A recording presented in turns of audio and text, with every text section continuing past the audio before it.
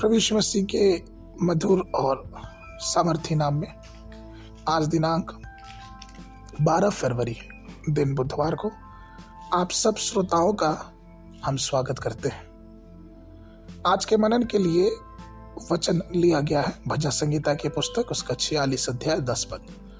चुप हो जाओ और जान लो कि मैं ही परमेश्वर हूँ, मैं जातियों में महान, मैं पृथ्वी भर में महान हूँ।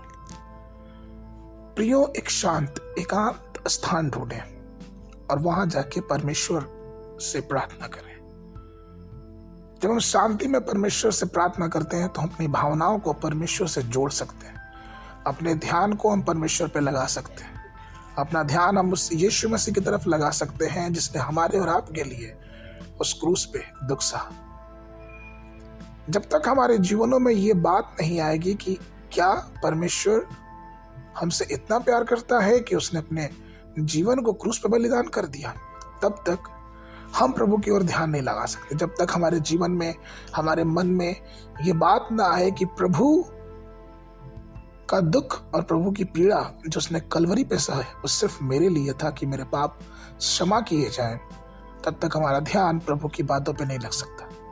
और जब हम प्रभु पे ध्यान लगाते हैं तो हम उसके ध्यान में उससे प्रार्थना करने लगते हैं, और जब हम प्रार्थना करते हैं तो हमारे जीवन की बाधाएं और अंधकार की शक्तियां टूटने लगती हैं। दाऊद के ऐसे अनुभव को हम देख सकते हैं जब दाऊद भजन संगीता 39 उसके 2 और 3 पद में कहते हैं कि मैं मौन धारण करके गूंगा बन गया और भलाई की ओर से चुप्पी साधे रहा, और मेरी पीड़ा बढ़ गई, मेरा हृदय अंदर ही अंदर जल रहा था, सोचते सोचते आग भड़क उठी, तब मैं अपने जीभ से बोल उठा। प्रियो, दाऊद जो कि एक राजा थे, उन्होंने प्रभु के प्रेम को देखा और प्रभु के लिए उनके जीवन में एक बड़ी जलजलाहट थी कि मैं परमेश्वर की महिमा अपने जीभ से करूंगा, मैं अपने होठों से उनके नाम की महिमा करूंगा। और इसलिए उन्होंने भजन संगीता 121 1 और 2 पद में इस प्रकार से कहा कि मैं अपनी आंखों को पर्वतों की ओर लगाऊंगा और मुझे सहायता कहाँ से मिलेगी?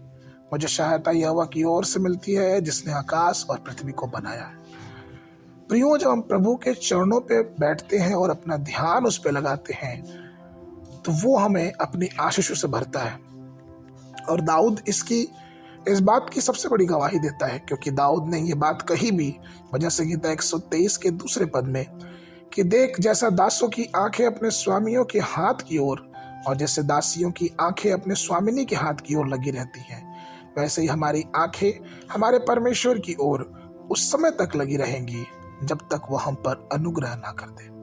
इसलिए प्रिय, परमेश्वर के अनुग्रह के लिए अपना ध्यान परमेश्वर की वचन पे और परमेश्वर के क्रूस पे लगाए, जिससे हमारा जीवन आशीषित होने पाए।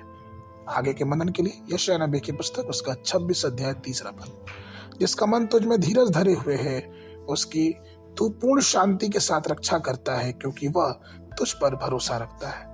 बाइबल अध्ययन के लिए सुबह के समय नई व्यवस्था की पुस्तक उसका 13 अध्याय, शाम के समय मत्ती रचित सुसमाचार उसका 26 अध्याय 26 पद से लेके 50 पद तक। परमेश्वर आप सबको आशीष देवे। आप सब